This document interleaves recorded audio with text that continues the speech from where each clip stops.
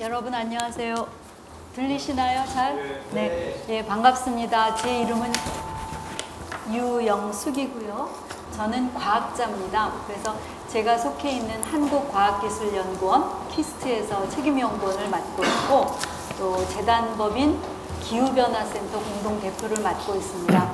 오늘 UN 한국 협회에서 이렇게 좋은 아주 귀한 자리를 마련해 주셔서 우리 회장님께 진심으로 감사를 드리고요. 또 제가 좌장을 맡게 되어서 매우 소중하게 또 기쁘게 생각을 합니다. 특히 우리 젊은 친구들이 많이 보여서 정말 아주 기분이 좋습니다.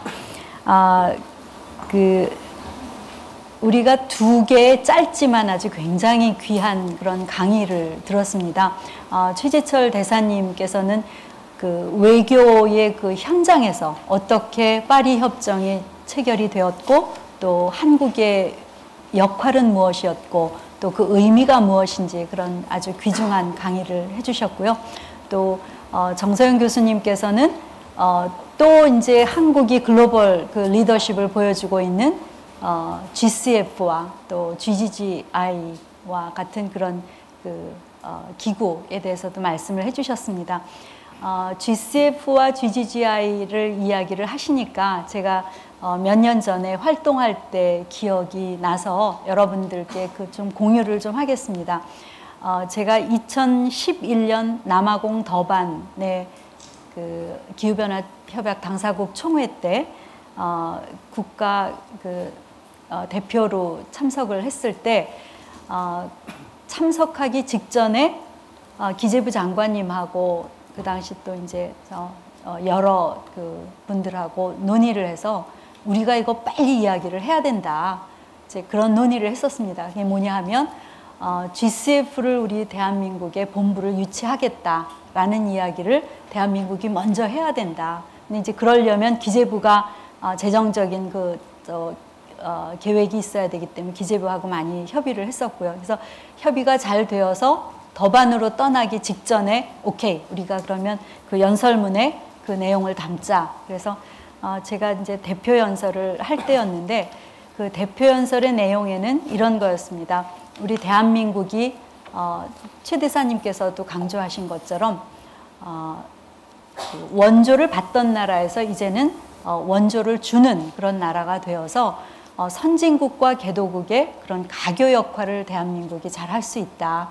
그래서 그 GCF의 본부도 한국에 유치를 하고, 물론 재정적인 기여도 하겠다. 이제 그런 그 국제 무대에 좀 더 적극적인 기여를 하겠다라는 취지로 연설문을 담아서 처음 발표를 했었습니다. 근데 이제 그 뒷얘기를 좀 드리면, 한국이 발표를 하고 한 4-5번째 뒤에 아마 독일이 발표를 했었을 거예요. 우리 손 대사님께서 그때 기후변화 대사로서 아주 활약을 많이 하셨는데, 나중에 들은 얘기로는 워낙 독일이 그 기조연설을 하는 그 내용에는 그 내용이 안 들어 있었는데, 한국이 먼저 처음으로 국제사회에 GCF를 우리가 유치하겠다라고 발표를 하고 나니 화들짝 놀래서 독일도 발표하겠다 이렇게 넣었다는 얘기를 제가 들었습니다. 근데 제가 속한 그 기후변화 센터에서 기후 리더십 아카데미라고 하는 걸 지난주에 그 15기가 끝났는데, 그 강의 중에 컨설팅 회사에 KPMG라는 컨설팅 회사에 계신 분이 강의를 하셨는데, 그 2011년 그 당시에 이야기를 하는데, 대한민국이 GCF를 유치할 그 확률이 0.1%도 안 됐다 이렇게 얘기를 하시더라고요. 근데 제 기억에는 0.1%가 아니라 0.1%에 0.1%도 안 됐었습니다. 거의 불가능이었었습니다, 그 당시는. 그러나 또 다 같이 협력하면 이루어진다는 그거를 제가 그 GCF를 유치하는 과정에 또 배울 수가 있어서, 2012년 카타르 도하에서 기후총회에 제가 수석 연설을 할 때 대한민국이 GCF를 유치하게 되어서 도와주신 모든 국가에 감사한다라는 그 감사 연설을 하면서 정말 그 감격을 느꼈었고요. 그 당시 또 많이 회자되었던 그 말이 아까 최 대사님께서도 보여주셨던 마지막 슬라이드에 보여주셨던 It always seems impossible until it's done. 그 일이 이루어지기 전까지는 항상 불가능하게 여겨졌었다라는 넬슨 만델라 대통령의 말이 그 당시에도 또 많이 회자가 되었었습니다. 그래서 여러분들이 우리 대한민국에 갖고 있는 그 자긍심, 또 무한한 그 잠재력 이런 거에 대해서 좀 더 확신을 가지고 앞으로 국제 무대에도 많이 나서기를 바라겠습니다. 아주 귀한 그런 그 세 분의 우리 토론자를 모셨는데요. 제가 개별적으로 한두 가지 질문 또는 한 가지 질문에 대해서 세 분의 의견이 어떠신지 이렇게 나눠서 좀 여쭤보도록 하겠습니다. 우선 먼저 오늘의 그 큰 주제가 신기후 체제와 한국의 리더십이라는 그런 그 주제로 이 귀한 자리를 갖게 됐는데요. 사실 기후변화 문제를 다루는 데 있어서 유엔이 굉장히 중심적인 역할을 하고 있습니다. 우선 먼저 최지철 대사님께 그 기후 문제에 있어서 그 아까도 좀 말씀은 해주시기는 했지만 유엔이 왜 중요한지 그거에 대해서 좀 간단히 먼저 좀 부탁을 드리겠습니다. 제가 보기에는 이 유엔이 어떤 국제적인 어젠다의 어떤 중촉매 역할을 할 수가 있고요. 그 이제 영어로 하면 캐탈리틱 롤을 할 수가 있고 여러 국가들 간의 촉매 역할을 하고 또 유엔 자체가 하나의 컨비닝 파워가 있습니다. 모든 국가들을 어떤 어젠다 하에 의지하에 함께 모아가지고 이제 이야기를 진행해 나갈 수 있는 그런 놀라운 힘을 갖고 있기 때문에 유엔이 역할이 중요시하지 않느냐. 그런 장소에서 이루어지는 일은 또 국제적으로 설득력이 있고 어떤 정당성을 확보할 수 있는 데는 유엔의 가장 좋은 역할이 아닌가 이렇게 생각합니다. 감사합니다. 다음은 우리 안병옥 소장님께 시민사회가 바라보는 또는 시민사회가 원하는 그 기후변화 문제에 있어서 한국의 리더십이 어떻게 갔으면 좋겠는지에 대해서 간단히 좀 말씀을 해주시기 부탁드립니다. 보통 우리나라 그 리더십 얘기할 때 그 오늘 뭐 대사님도 말씀을 하셨고 또 그 유 장관님께서도 말씀을 하셨지만 선진국과 개도국의 가교 역할로 이제 이 정부는 그 입장을 정리하고 그동안에 활동을 해왔던 것 같습니다. 그런데 선진국과 개도국 사이에 있는 우리나라의 처지를 충분히 이해하면서도 이런 질문을 하게 돼요. 과연 가교 역할을 하려면 우리가 어떤 국가가 돼야 될까? 이런 질문을 해보면은 제 나름대로는 좋은 국가라고 생각을 합니다. 여러분들은 좋은 국가를 어떤 국가로 생각하시는지 잘 모르겠습니다. 돈이 많은 국가가 좋은 국가일까요? 아니면 정말 천혜의 자연을 갖고 있어서 풍광이 좋은 국가가 좋은 국가일까요? 혹은 첨단 기술을 갖고 있는 미국과 같은 국가가 좋은 국가일까요? 그 사이먼 애놀트라는 그 국가 브랜드를 연구한 분의 결론에 의하면 그게 뭐 수십억 개의 데이터베이스를 조사를 해서 사람들이 어떤 국가를 좋은 국가라고 하는가 이렇게 조사를 했더니 자국민보다는 전 세계의 공동의 이익을 위해서 적극적으로 나서는 국가라고 생각을 한다고 합니다. 그런 점에서 보면 사실 저는 저희가 우리 기후변화 대응을 하기 위해서 갖고 있는 여러 가지 조건들을 봤을 때 쉽지 않은 조건을 갖고 있지만 아쉬운 점도 굉장히 많다고 생각을 합니다. 예컨대 지난해 말에 있었던 파리협정의 결론 중에서 가장 중요한 것은 우리가 화석연료 사용해서 재생에너지 사유로 간다는 것이죠. 얼마 전에 있었던 G7 회의에서도 2025년까지 화석연료에 대한 보조금을 완전 철폐하겠다는 최초의 데드라인을 설정하는 아주 역사적인 결정이 있었습니다. 그런데 우리나라의 모습은 어떻습니까? 지금 전력수급기본계획을 보면은 2029년까지 석탄화력발전소를 20기를 신규로 건설하겠다는 거예요.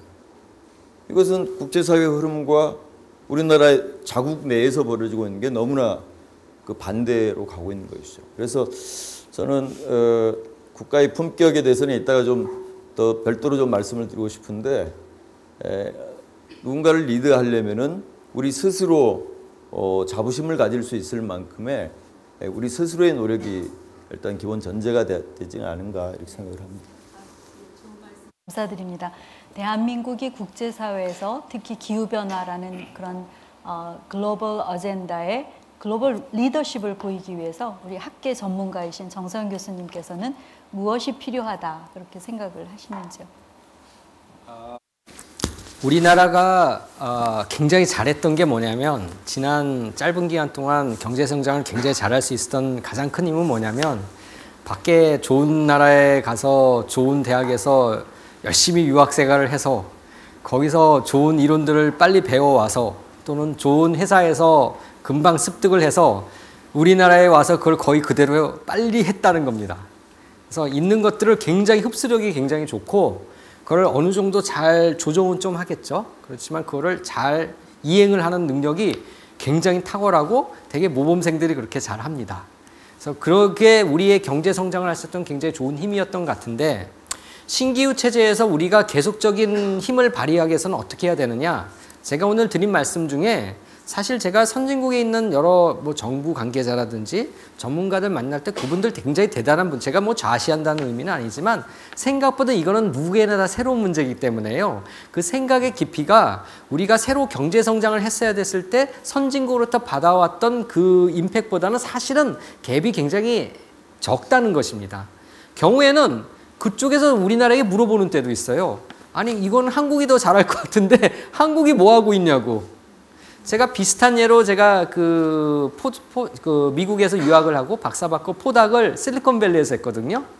당시에 그때 언제나 김대중 정부 때 벤처붐이 불었을 때입니다.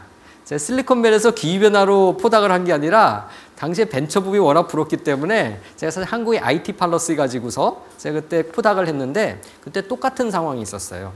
한국에서 대거 벤처의 유명한 분들 다 그 대학교에 와서 그 대학에 있는 교수들한테 어떻게 되냐 물어보니까 그분들이 반문을 했어요. 내가 알기로 IT는 지금 한국이 제일 잘하고 있는데 그런데 왜 여기 와서 우리한테 물어보냐고. 그 말은 뭐냐, 우리가 그 글로벌 리더십을 발휘한다는 게 정답이 우리에게 있는 거죠. 다른 데서부터 배워오지 않아도 될 수 있는 것도 있다는 거. 단 우리나라가 그게 좀 자신감이 없는 것 같아요. 자신감이 없는 건 뭐냐, 우리가 좀 크리에이티브한 그런 웨이 오브 띵킹이 돼야 되는데 이제는 그래서 암기 가지고는 안 되는 겁니다. 새로운 토론을 하고 굉장히 내가 시도를 많이 해보고 거기서 검증을 할 수 있는 그러한 생태 시스템이 우리나라에 잘 돼야 되고 그런 것들이 당연히 서구세의 리더들과 커뮤니케이션이 돼야 됩니다. 나는 굉장히 전 세계 제일 좋은 아이디어를 가지고 있는데 혼자만 좋으면 아무도 안 알아줘요. 그 임팩이 안 생깁니다. 그걸 커뮤니케이션을 할 수 있는 그러한 능력이 가졌을 때 우리에게 기회는 있고 우리는 그런 거 할 수 있는 능력이 있습니다. 그러한 능력이 있는데 그걸 좀 더 이제는 글로벌 사회를 리드할 수 있는 그런 리드할 수 있는 어떤 역량까지 같이 하면은 그게 제가 생각할 때 특히 여기 젊은이들 많이 와 계시니까 우리 젊은 세대들이 좀 더 공격적으로 해도 될 때가 온 것 같습니다. 네. 감사합니다. 이제 그렇다면 이제 우리나라가 기후 변화를 대응하는데 적극적으로 대응하는데 필요한 그런 과제가 무엇이 있을지, 또 유엔과의 협력할 수 있는 그런 어떤 협력이 가능할지 학계 전문가가 보는 시선과 또 정부 대표로 최 대사님이 보시는 그런 시각과 또 시민사회 안 소장님께서 보시는 시각이 어떨지 우선 먼저 여기 앉으신 순서대로 정선 교수님께서 먼저 한번 과제가 뭘지 유엔과의 그런 협력 어떤 협력이 가능할지 조금 짧게 얘기해 주시면 감사하겠습니다. 기후변화를 열심히 하다 보면 성격이 나빠지거든요. 왜냐하면 해야 되는데 잘 안 되니까. 그래서 적극적 대응 과제는 일단 성격 관리를 잘 하셔야 될 것 같고 근데 좀 더 중요한 거는 우리가 이거를 글로벌 시각, 우리나라는 처음부터 굉장히 나라가 작기 때문에 주어진 여건이 글로벌 시각에서 처음부터 모든 걸 디자인하면 좋겠다. 그게 굉장히 중요하고 그러게 하기 위해서는 제가 말씀드렸지만 뉴트럴한 제3자를 끼고 하면 좋다. 그런 것들이 유엔일 수 있고 유엔과 아젠다 개발부터 시작해서 구체적으로 어떻게 할 것인지에 대해서 우리가 기여도 많이 해야 됩니다. ODA도 많이 하고 좀 더 그럼 리턴이 많아질 거고 여러 가지를 좀 더 적극적으로 컨트리뷰션을 하면서 그러면서 대응을 해가면 어떨까 이런 기본적인 생각을 해볼 수 있습니다. 예. 우리 정부 대표로 최 대사님께서는 어떤 것이 과제이고 또 유엔과의 협력은 어떤 것이 가능할지. 제가 봤을 때는 우리가 국제사회에서 보여줄 수 있는 게 뭐냐. 바로 어떻게 보면 정책으로 보여주는 게 가장 중요하다고 봅니다. 우리가 기후변, 특히 신기후 체제 하에서 우리가 국제사회에 중간자 역할을 한다. 이렇게 했을 때 우리처럼 화석 연료 자원이 없는 국가가 인적 자원을 잘 활용해가지고 이게 소위 말하는 저탄소 경제로 나아가는 데 있어가지고 여러 가지 정책과 또 여러 가지 프로젝트 중심의 사업들을 발굴해가지고 국제사회에 보여줄 때 이게 바로 우리가 리드 바이 이그젬플을 할 수 있는 우리의 기후 외교 목표가 또 적용되고요. 또 유엔과는 뭐냐면 우리가 이렇게 하는 데 있어가지고 어떻게 보면 우리의 논리를 그대로 적용할 수는 없습니다. 국별로 다른 상황이 있기 때문에. 그러면 유엔 체제 하에서 UNDP라든지 또는 UNEP라든지 이런 UN 엄브렐라 하에서 같이 할 수 있는 것도 있고 GCF, GEF 이런 기구들과 협력해서 우리의 것을 갖고 함께 활동하는 게 가장 좋지 않을까 이렇게 생각하고 있습니다. 네, 감사합니다. 안 소장님께서는. 저희가 해야 될 숙제를 먼저 잘 해야 된다고 보고요. 숙제를 마친 다음에는 다른 국가의 숙제를 혹시라도 도와줄 수 있는 여건이 되면 도와줘야 된다 이렇게 생각을 하는데요. 그러니까 아까 말씀드렸던 그 사이먼 에먼트가 조사를 했던 그 국가 브랜드와 관련해서 우리나라가 47등을 했어요. 근데 그 내용을 보면은 기후변화에 관련된 것이 있습니다. 기후변화 환경 분야는 71위를 했거든요. 상당히 좋지 않은 그런 그 성적을 받아든 셈인데 일단 우리 숙제를 잘해서 국제사회에 좋은 평가를 받았으면 좋겠다는 것이고요. 두 번째는 우리가 2010년부터인가요? 우리가 원조를 받던 국가에서 이제 원조를 주는 OECD 닥에 가입하는 그 국가가 됐습니다. 그런데 이 다른 나라와 협력 관계 속에서도 저는 좀 아쉬운 점은 늘 우리가 국익이라는 것을 내세우는데요. 그 국익이 여러 가지로 해석될 수 있는데 보통은 보면은 우리 경제적인 리턴을 전제로 해서 다른 국가와의 어떤 협력 관계를 보는 것 같아요. 그런데 우리가 이 사람과 사람의 관계도 정말 진심으로 대할 때와 내가 뭔가 대가를 전제로 하고 관계를 맺을 때는 큰 차이가 있죠. 그래서 저는 그동안에 우리가 국익이라는 것을 너무 경제적인 문제로만 협소하게 생각했던 것에서 좀 넓혀서 우리가 좋은 사람이라는 것은 꼭 돈만 가지고 판단하지 않습니다. 그 사람이 갖고 있는 총체적인 인격을 보고 하는 것이죠. 그래서 국가도 국익에 대해서 좀 새롭게 재해석을 하고 그래야만 우리가 유엔이라는 틀 내에서 다른 국가와 협력 관계를 잘 맺어갈 수 있지 않나 이렇게 생각을 합니다.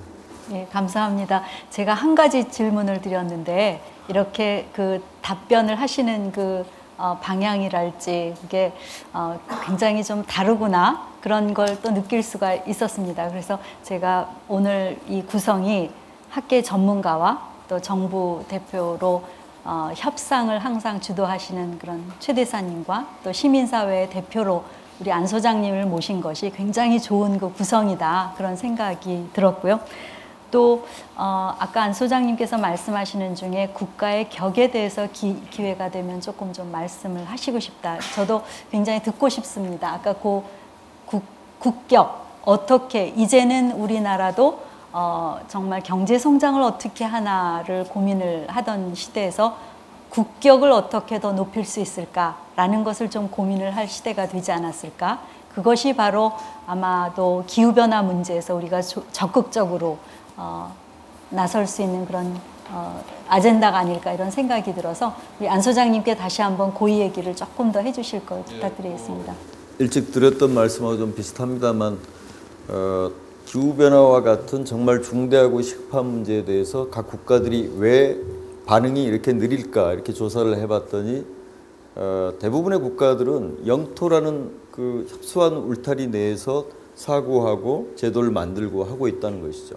그런데 외딴 섬처럼 있을 수가 없는 사회이죠. 어떤 국가든 다른 나라와 서로 협력하고 공동으로 도전을 풀어나갈 수밖에 없는 그런 사회에 우리가 살고 있기 때문에 사실은 국격이라는 것은 결국은 물론 우리 울타리 내에서 문제가 중요합니다. 그런데 거기에 머무르지 않고 그 바깥의 문제를 보려고 하고 거기에 대해서 응분의 책임을 지려고 하는 그러한 자세를 가진 국가가 품격 있는 국가가 아닌가 이렇게 개인적으로는 그렇게 생각을 합니다.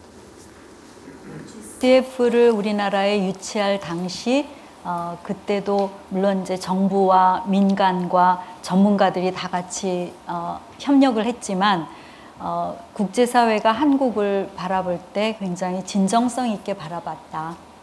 한국이 굉장히 진정성 있게 대하는 것을 샀다고 저는 생각을 합니다. 그것이 바로 성공했던 그 큰 요소라고 생각이 들었고요. 그런 의미에서 안 소장님 말씀해 주신 걸 다시 한번 감사하게 생각을 합니다.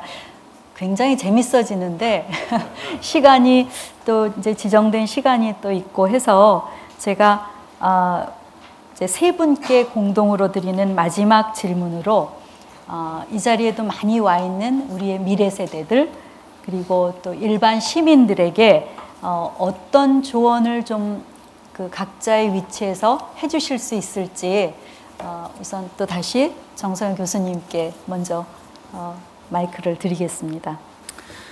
네, 제가 교수가 되게 된 계기가 왜 교수를 하기로 했었냐면 제가 우리 이호진 대사님 제 한참 과 선배 되시는데 제가 대학교 다닐 때 법과대학을 다녔는데 제가 법과대학에서 국제법 학회라는 동아리 활동을 열심히 했습니다.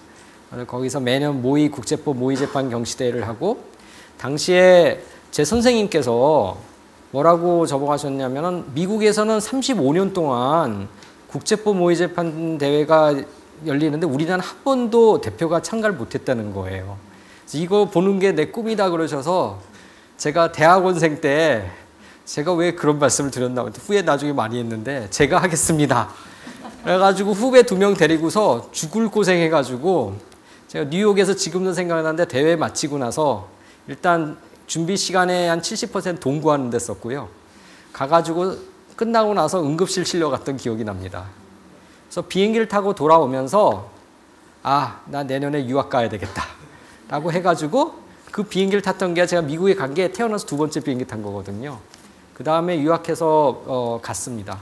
돌아와가지고 제가 교수 생활하면서 제가 굉장히 여기 유 장관님 항상 모시면서 하고 최 대사님도 많이 와주시지만은 중시하는 게 제가 고려대학교에서 모의 유엔 대회도 제가 지도 교수로 하고 또 기후변화 관심 있으신 모의 기후변화 당사국총회 하는 것도 그것도 제가 하는데 여러분들이 그런 걸 통해 가지고 많이 찾아다녀야 됩니다. 교실에서 배우는 거는요 그냥 그거는 기본입니다. 그 다음에 더 좋은 걸 하려면 자기가 많이 찾아야 됩니다. 적극적이 되는데 의외로 우리나라가 괜찮은 나라가 돼서요. 우리나라 안에서도 굉장히 많고 제가 학생들에게 어떻게 제시를 해주냐면 너희들 하버드 대학교에서 잘한다고 하는데 하버드 모의 기후변화 대회랑 우리나라 건 비교를 어디가 좋으니까 애들이 우리나라 거도 좋다는 거. 그렇지. 우리나라 더 잘해서 하버드 대가 우리나라 오게 하는 게 너희들의 아젠다라는 겁니다. 대한민국 중심이라는 게 여러분들 비행기 타고 나가는 게 아니에요. 다음 세대들은 우리가 중심이 돼서 외부에서 어떻게 우리를 찾아오게 할 것인가. 그러려면 실력도 있어야 되죠. 아까 말씀드렸죠. 실력만 가지고는 안 돼요. 남들에게 알려야 됩니다. 어떻게 알릴 것인가. 그럼 어떻게 도와줘야 될 것인가. 이런 것들을 미래 세대들이 좀 적극적으로 기후변화뿐만 아니라 이거는 모든 분야에서 그렇게 될 거라고 생각합니다. 그렇게 되면 아마 여러분들이 해야 될 일이 굉장히 많아질 거고 방학 때 굉장히 바쁘게 되겠죠. 예. 감사합니다. 그럼 우리 앉은 자리대로 최 대사님께서 어려운 질문 중에 하나인데요. 그런데 제가 이제 젊은 세대들하고 대화할 때 딱 2가지를 이야기하고 있습니다. 첫째 이제 이야기하는 게 꿈이라는 겁니다. 늘 이야기할 때 꿈은 꾸는 자에게만 이루어진다는 거거든요. 그런데 여러분들의 꿈은 각자가 다 갖고 있을 겁니다. 그 꿈을 열심히 꾸십시오. 그런데 문제는 뭐냐 하면 오늘이 바로 어제 내가 그리던 내일이다 하는 생각하십시오. 아무리 내일 해도 오늘 열심히 하지 않으면 그 내일에서는 그 꿈을 이루지 못합니다.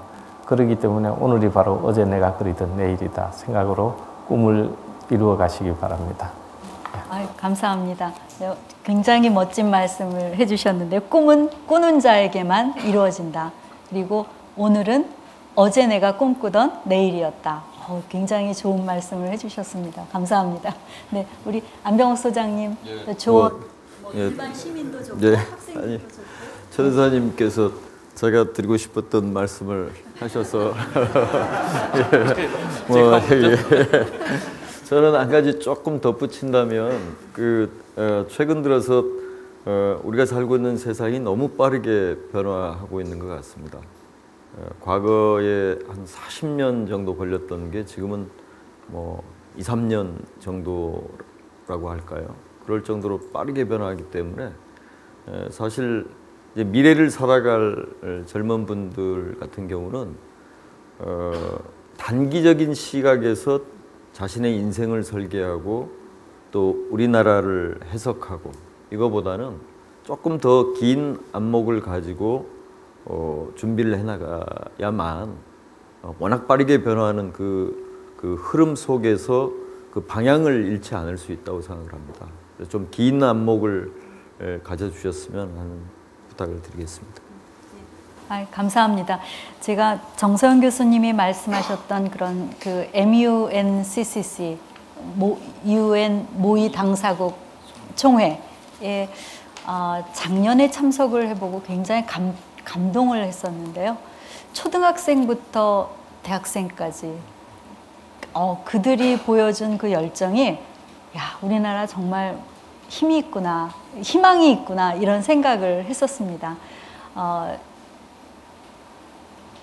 우리가 생각하는 것보다 대한민국은 훨씬 더 크고 위대합니다. 그래서 여러분들이 큰 꿈을 가지고 전 세계에 나가시기를 정말 기원을 하는 그런 마음을 갖고 제가 한 시간을 5분, 10분 정도 좀 더 초과를 했는데 이제 여기까지 마무리를 하도록 하고요. 혹시 뭐 짧게 한 1분 정도 더 말씀 안 하셔도 되겠죠? 네, 그러면 세 분께서 굉장히 좋은 그런 제가 그냥 즉석에서 막 이렇게 질문을 드렸음에도 굉장히 좋은 답변을 해주셔서 대단히 감사하고요. 주신 말씀 하나하나가 여러분들에게 그 꿈을 키우는데 좋은 자양분이 되기를 진심으로 바랍니다. 여러분 경청해 주셔서 대단히 감사하고 세 분께 큰 박수 해주시기 바랍니다.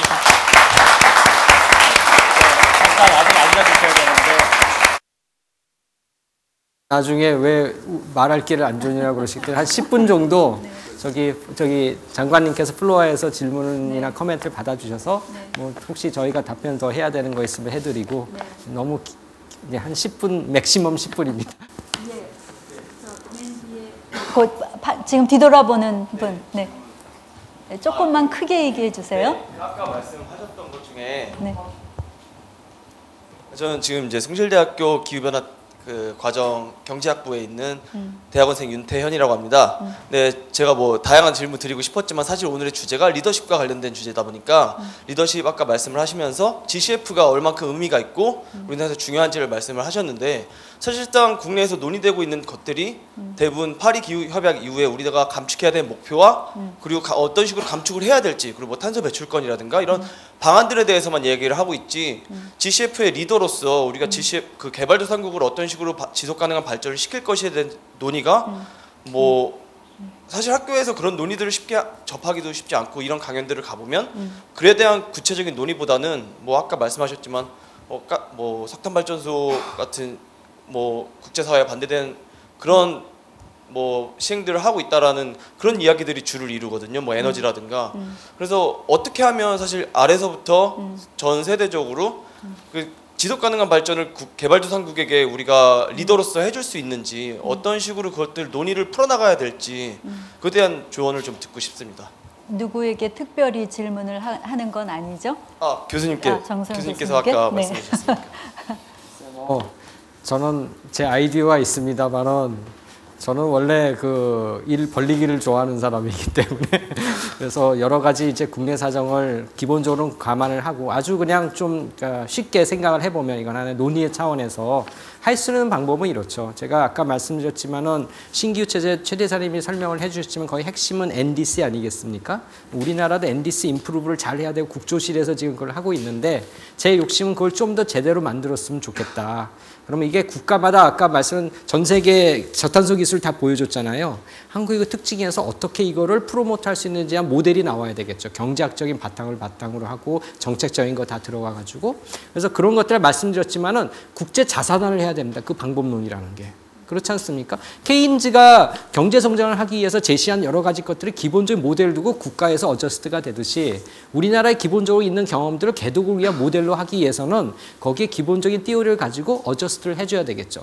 그 방법 중에 하나가 뭐냐면 아까 말씀드렸듯이 이 모델을 가지고 GCF와 같이 협력 사업을 해야 되는데 우리가 직접 해서 막 하라는 건 있을 수가 없으니까 여러 가지의 거버넌스를 다 고려를 해서 아까 제가 하나 아이디어 드렸죠. GGGI하고 GCF하고 거기 수혜를 받는 국가가 뛰게 해야 돼요. 그래서 GCF의 문을 이 나라가 두드려야 되는 겁니다.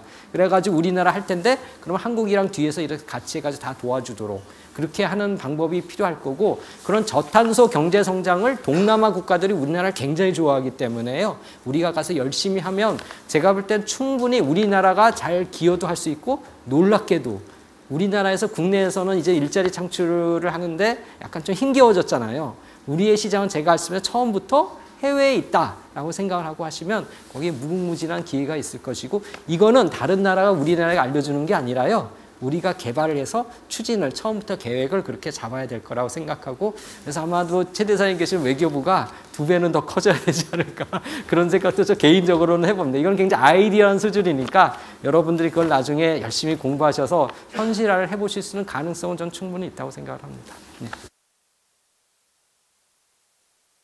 2013년 12월 4일 날 그 오프닝을 했는데 지금 불과 한 2년 조금 지났지만 2년 한 6개월 정도 지났는데도 불구하고 최근에 8개 프로젝트가 진행이 됐어요. 이미 시작이 됐어요.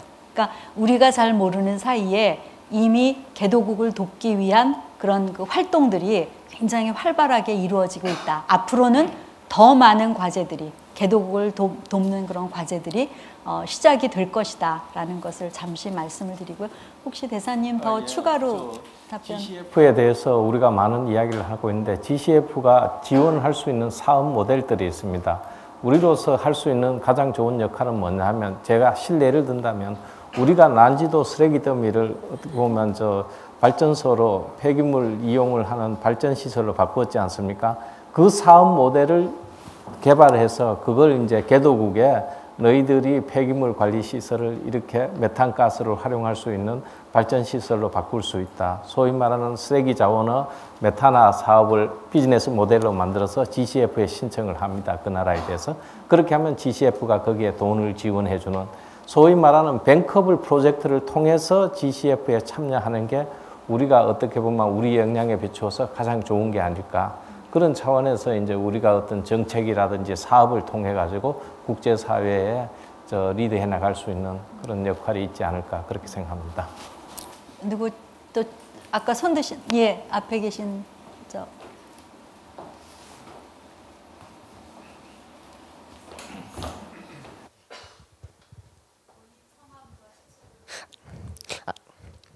안녕하세요. 저는 숭실대학교 일반대학원 법학과 박사과정에 다니는 김정환이라고 합니다. 예, 여기 이 자리에 빌려서 이렇게 유엔 한국 협회에서 이렇게 세미나를 개최를 해주셔서 대단히 감사합니다.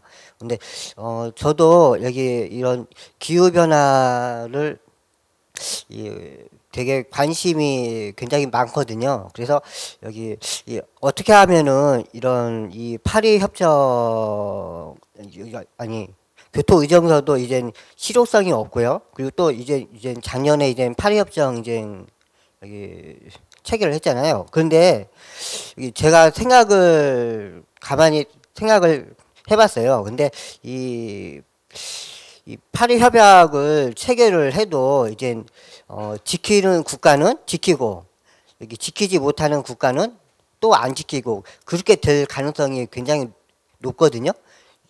예, 그래서 이거를 여기 혹시 여기 화석상 그러니까는 여기 파설 어워드라고 그러는데요. 그 화석상을 그러니까는 여기 어떤 여기 온실가스 목표 여기 감축량을 여기 목표 달성을 못했을 나라에게 부여하는 상이 화석상이거든요. 그래서 그 화석상을 파리 협정에다가 이제 규정을 하면은 그 화석상을 여기 수여하는 나라는 불명예스럽게 그 상은 좀 이제 스티스러우니까 그 상을 받음으로 인해서 여기 좀 앞으로 더 열심히 해야겠다는 그런 마음가짐이 여기 생길 수가 있기 때문에 혹시 이 파리 협정에 대해서 그 화석상을 규정을 하는 게 어떨까 싶어서 한번 여쭤보고 싶습니다. 예.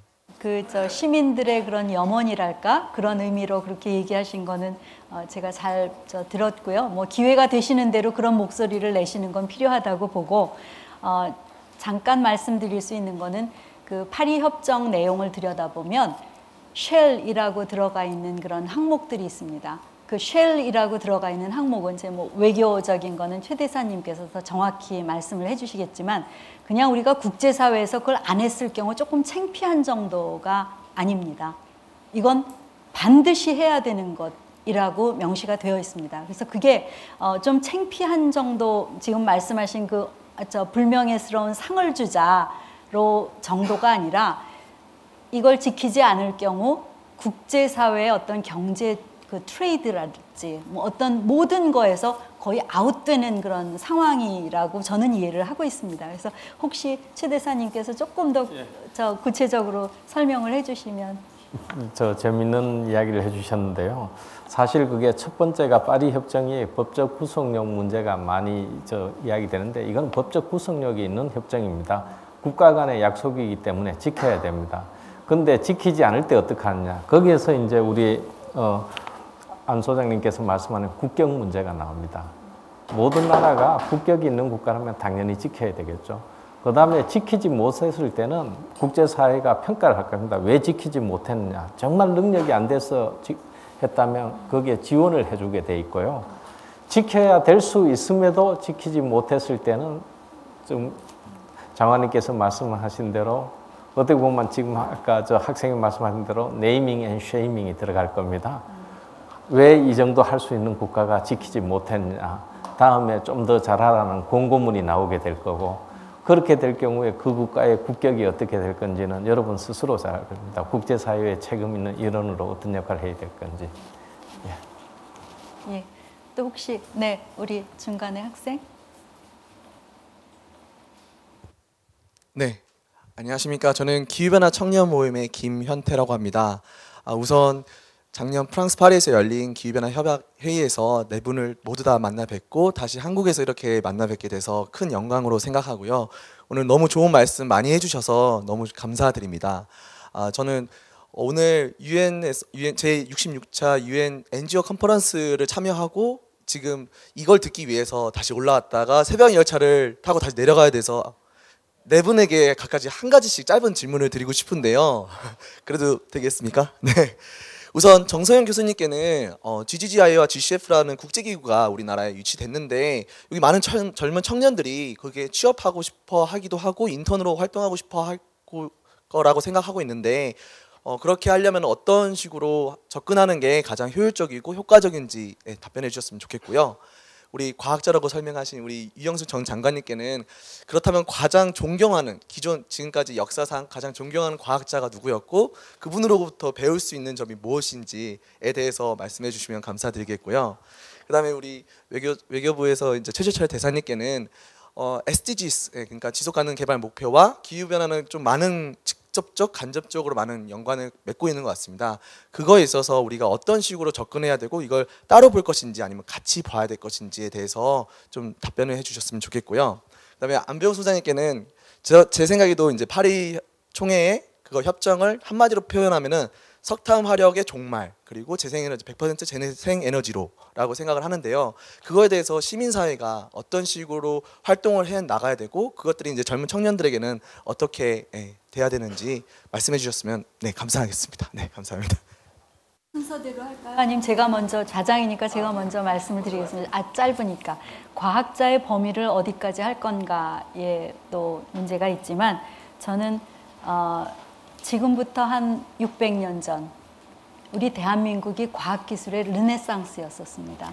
그 당시 보여주었던 이 세종대왕의 리더십이 엄청난 그런 르네상스를 이루게 했었는데 그때 그 영광이 조만간 우리에게도 또다시 대한민국이 전 세계에서 우뚝 서는 과학기술로 우뚝 서는 그런 기회가 되기를 바라면서 저는 제가 가장 존경하는 과학적 사고방식으로 통치를 했고 리드를 했고 그리고 독려를 했던 그런 그 세종대왕이라고 저는 꼽겠습니다. 네, 우리 정서영 교수님. 네, 제가 그 고대에서 가르치는 과목 중에 하나가 학부 과목이 국제기구 과목이고 지금 몇몇 학생들이 제 수강생들이 여기 와 있는 것 같은데 똑같은 질문을 굉장히 많이 받습니다. 그래서 그때 제가 하는 답변을 해드리면 보통 국제기구 어떻게 가느냐는 사무국에 들어가는 직원 되는 것만 생각하시는데 사실은 여러 가지 방법이 있습니다. 그런 방법도 있고 사무국도 어떻게 보면 예를 들어서 정부에서 사무관급으로 들어가는 방법도 있고 나중에 정무적으로 사무총장급으로 가는 방법도 있습니다. 그렇겠지 않습니까? 그 방법들이 다른 거죠. 사무국 내에서 올라가면 사무총장 할 수도 있겠지만 그 가능성은 줄어들 수도 있고 그래서 그런 방법도 있고 사무국과 관련해서 그렇지 않고 예를 들어서 최 대사님이 UNFCC 관련해서 굉장히 중요한 분 중에 한 분입니다. 그러니까 또 유 장관님께서 당시에 환경부 장관으로서 GCF를 한국에 유치하겠다.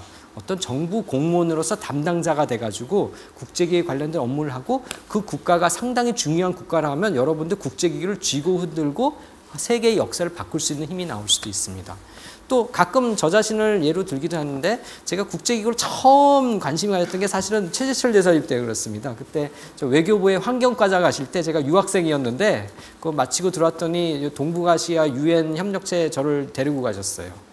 그 다음부터 저는 교수지만은 제가 굉장히 다양한 국제기구 활동에 관여를 하고 있고 그 중에 하나가 제가 GGGI에 있는 민간 이사도 했습니다. 가서 그 디시전 메이킹을 할 수 있는 민간 이사도 했었고 GCF는 GCF 유치위원회 위원을 했었고요.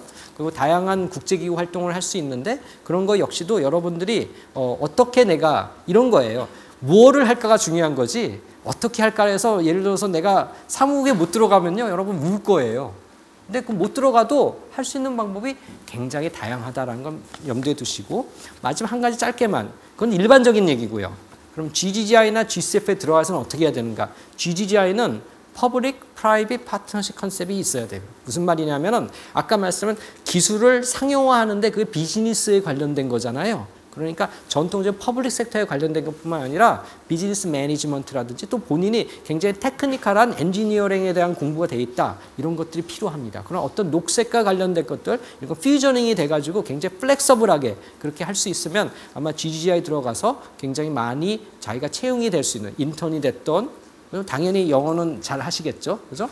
인턴이 됐던 또 뭐 직원이 됐던 그런 기회가 있을 거다. GCF는 그런 컨텍스트 상에서는 파이낸스에 대한 전문성이 굉장히 중요한 것 같고요. 그다음에 요즘에 거기 가면은 이제 퍼블릭 섹터에서 아니라 프라이빗 섹터에서 펀딩도 막 가져오려고 그러기 때문에 어떤 프라이빗 섹터에서 뱅킹 섹터에 있는 스킬들 이런 것들 양쪽이 다 같이 있어야 돼요. 그래서 이런 것들을 여러분들이 잘 유념을 하시고 자기가 그런 전문성과 함께 굉장히 다양한 방법이 있다. 그 방법이 없으면 여러분들이 만들어내실 수 있어요. 그렇지 않습니까? 주어진 건 남들 하는 거 하는 거 재미없잖아요. 남들 안 하는 거 만들어내셔가지고 더 많이 컨트리뷰할 수 있는 방법이 충분히 있으리라고 생각합니다. 최 대사님. 지속발전과 기후변화가 어떤 관계냐? 불가분의 관계고 서로 뗄 수 없는 관계입니다. 지속발전이 목표가 17개로 구성되어 있죠. 그 중에 13번째가 기후변화입니다. 그렇지만 이게 이제 지속발전을 이루기 위해서 이 지구 지구의 기후 생태계표와 이 자체는 주먹을 이렇게 꽉 쥐었을 때 이 자체를 해체할 수가 없는 그런 관계입니다.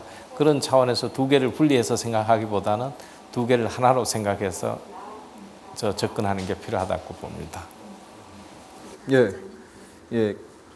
기후변화는 뭐 제 개인적으로는 가장 중요한 문제라고 생각합니다만 그 외에 연관돼서 또 중요한 문제들이 있습니다. 예를 들어서 최근에 그 인공지능과 관련된 논의가 많이 있고 또 제4차 산업혁명 이야기가 있는데 사실은 제4차 산업혁명에서도 가장 중요한 역할을 하게 될 것으로 예상을 하고 있는 것이 재생 가능의 에너지죠. 그래서 저는 좀 속된 말로 이 젊은 분들이 앞으로 좀 줄을 좀 잘 섰으면 좋겠다 이런 생각이 드는데요. 앞으로 없어질 직업이 굉장히 지금부터 뭐 거론되는 직업들이 많은데 재생에너지 분야 같은 경우는 단순하게 우리가 태양광이라든가 풍력 그런 기술적인 요소뿐만 아니라 그런 기술을 발전시키기 위해서는 금융도 필요하고요. 또 지역 수준으로 내려가면은 공동체 차원에서 사람들을 어떻게 모빌라이즈 할 것인지 이런 그 사회 혁신 분야의 많은 직업들이 앞으로 필요하리라고 생각합니다. 그런 도전적인 분야에 그 적합하게 활동하실 수 있도록 준비를 해주셨으면 하는 게 제 말씀입니다. 혹시 또 다른 질문? 네, 시간이 너무 네, 참 아쉽네요. 이제 좀 막 점점 더 재밌어지는데 우리 저기 맨 뒤에 있는 학생은 개별적으로 나중에 끝나고 질문을 하시기로 하고요. 사실 오늘 이 회장님께서 모두의 4명의 스타라고 말씀을 하셨지만 제 생각에는 이 자리에 계신 모든 분들이 다 스타셨습니다. 굉장히 좋은 그 답변도 주셨고 또 좋은 질문들도 주셨습니다. 그리고 또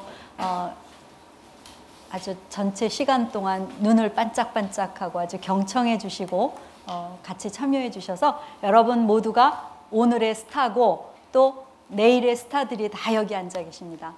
수고 많이 하셨습니다. 감사합니다.